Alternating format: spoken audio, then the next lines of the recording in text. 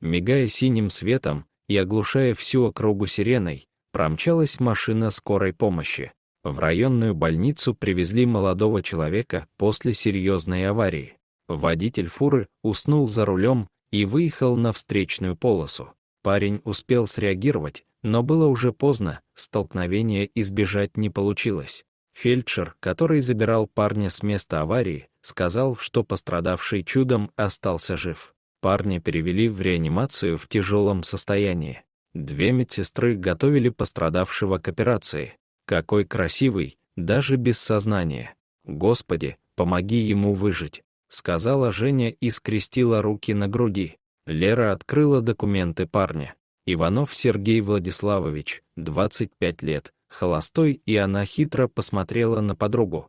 «Девочки, поменьше болтайте. Готовьте его на операционный стол», послышался из-за двери голос дежурного хирурга. «Сан Саныч, пациент готов к операции», одновременно сказали девушки. Операция прошла успешно, ведь его оперировал самый лучший хирург в области.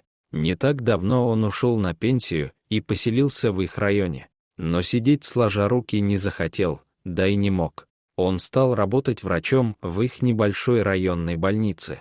Женя возвращалась домой после ночной смены. Она как раз проходила мимо того самого злополучного места, где прошлым вечером случилась авария. Следы были еще видны на асфальте, но машины уже убрали. Женя жила в поселке одна в большом доме. Родителей у нее уже не было, а замуж она еще пока не вышла. Не встретила своего единственного и неповторимого принца, хотя в мечтах она давно нарисовала его образ. И вот сегодня она увидела этот самый образ на операционном столе. Вот о таком она всегда мечтала, только бы он поправился, а там все может быть. Хотя зачем она ему деревенская нужна? Он, наверное, какой-нибудь столичный мажор. Такие красавчики всегда бывают плохими парнями, а мама учила ее с такими не связываться. За этими мыслями ее и застал стук в окно, а она аккуратно выглянула. У ее калитки стоял автомобиль, а на крыльце крутился какой-то мужик с большой собакой. «Вам что надо?» Открыв форточку, спросила Женя. «Я водитель фуры, которая ночью попала в аварию. А мне сказали, что вы работаете в больнице, как раз там, где сейчас лежит этот парень. Это правда?» «Правда. А что вы хотите?» переспросила девушка. «Не бойтесь, откройте, у меня к вам дело есть». Женя была не из пугливых, но пускать ночью к себе в дом незнакомца даже она опасалась. Немного поколебавшись, девушка скинула крючок на двери и впустила в дом дальнобойщика и его собаку. «У меня к вам просьба. Не могли бы вы оставить у себя собаку? Это пес того парня, который сейчас лежит в вашей больнице. Когда все произошло, я первым выбрался из машины и побежал к нему. Но пес уже успел вытащить его из разбитого автомобиля. Он, видимо, был в машине вместе с хозяином. По сути, он спас ему жизнь, и все время, что мы ждали приезда скорой, он не отходил от своего друга. Когда парня увезла скорая, пес бросился бежать вслед за ней и чуть сам не угодил под машину. Я еле его догнал и забрал к себе домой. Но у меня маленький ребенок, а пес всю ночь выл и лаял, видимо, тоскует по хозяину. В общем, жена с тещей сказали: вези куда хочешь, но чтобы в доме его не было. Вот я и вернулся обратно на то самое место. Сперва, правда, зашел в больницу, хотел узнать, как там молодой человек. Его Сергей зовут, перебила дальнобойщика Женя. Ну да, спасибо. Так вот я узнал, что Сергей в реанимации, и это скорее всего надолго, и что делать с его собакой я не знаю.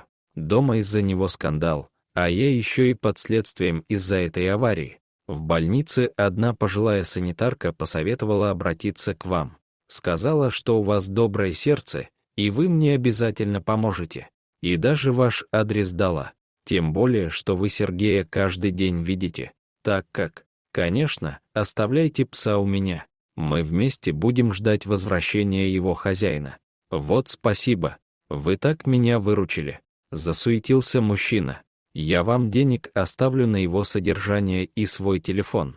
Денег не надо, я вас очень прошу, просто навещайте Сергея. Договорились, и он уехал, оставив собаку. Всю ночь пес выл, не давая девушке спать, он звал хозяина. Утром, когда она собралась идти на работу, пес каким-то образом открыл дверь и убежал. Женя расстроилась, немного поискала его, но поняла, что опаздывает на работу, и поспешила в больницу. Каково же было ее удивление, когда на ступеньках приемного отделения она увидела того самого пса. Домой тот идти отказался, упирался и огрызался. Тогда Женя решила оставить его там. Целый день она наведывалась к Сергею, но тот еще пока был без сознания.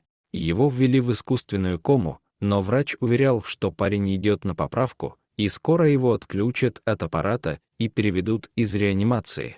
Освободившись после смены, девушка позвала пса домой, и он покорно пошел за ней. Женя удивилась, как пес догадался, где его хозяин. Еще больше удивляло то, откуда он знает, что Женя помогает его хозяину. Ведь пес во всем ее слушался. Так продолжалось еще какое-то время. Каждый раз пес провожал девушку на работу, ждал ее всю смену на ступеньках больницы, а потом они вместе отправлялись домой. Вся больница восхищалась благородством собаки. Все его подкармливали и жалели. Несколько недель после операции медики боролись за жизнь Сергея, и постепенно парень начал приходить в норму.